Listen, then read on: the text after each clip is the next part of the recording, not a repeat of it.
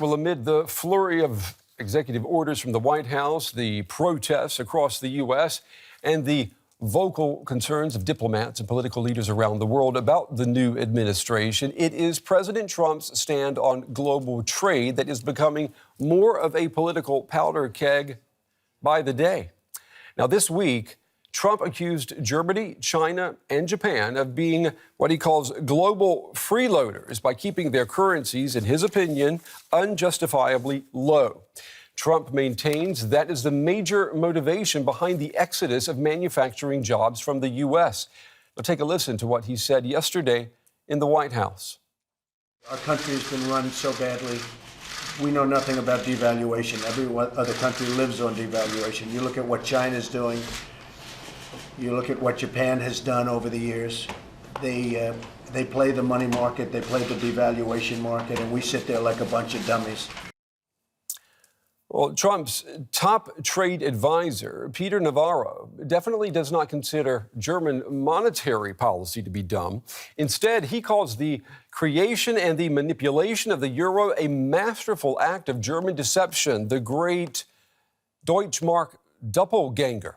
Now, in an interview with the Financial Times yesterday, Navarro is quoted as saying a big obstacle to viewing TTIP as a bilateral trade deal is Germany, which continues to exploit other countries in the EU as well as the U.S. with an implicit Deutsch Mark that is grossly undervalued. But he goes on to say that TTIP, that transatlantic trade deal, is a multilateral deal in bilateral dress.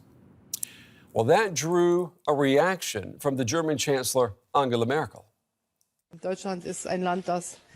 Germany is a country that has always called on the European Central Bank to pursue an independent policy, just as the Bundesbank did before the euro existed.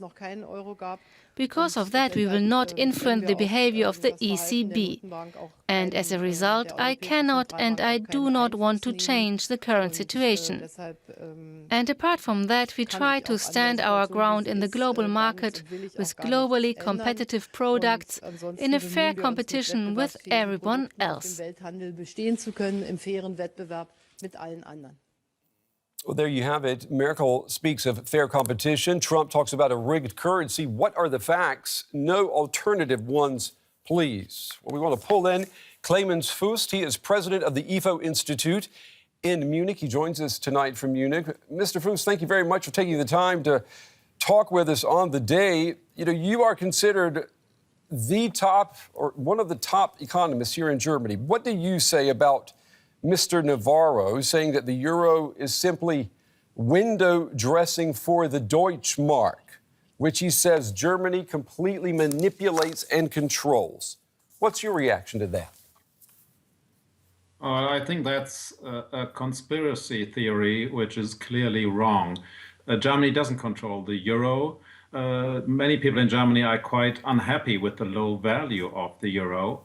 And the impact of the euro on the Deutsche Mark is certainly not the cause of the American trade deficit. What Peter Navarro forgets is that, yes, the Deutsche Mark, if it still existed for Germany, would be higher, but the currencies of almost all other countries in the Eurozone would be lower. So what would happen under national currencies is that French exports, Italian exports, Spanish exports to the US would be cheaper, and indeed German exports would be more expensive, and the overall impact is unclear. So it's simply wrong to say that the euro has caused the US trade deficits. It's simply wrong.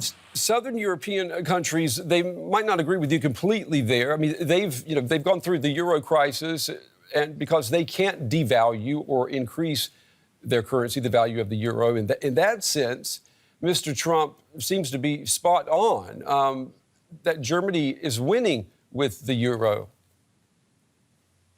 Well, that's again wrong. Germany isn't winning with the euro. It is true that we are exporting more than we would otherwise, but we are also supporting southern European countries, the European Central Bank is keeping up capital flows to the Eurozone periphery using guarantees that wouldn't be possible without the presence of Germany. And in Germany, many people are worried about this support. So we cannot at the same time have a central bank that supports Southern Europe and have a higher value of the euro. You know, it's just inconsistent. What do you think we're seeing here? Do you think we're seeing sour grapes from Washington? I mean, all of a sudden, the U.S. wants to manufacture goods and to sell them abroad.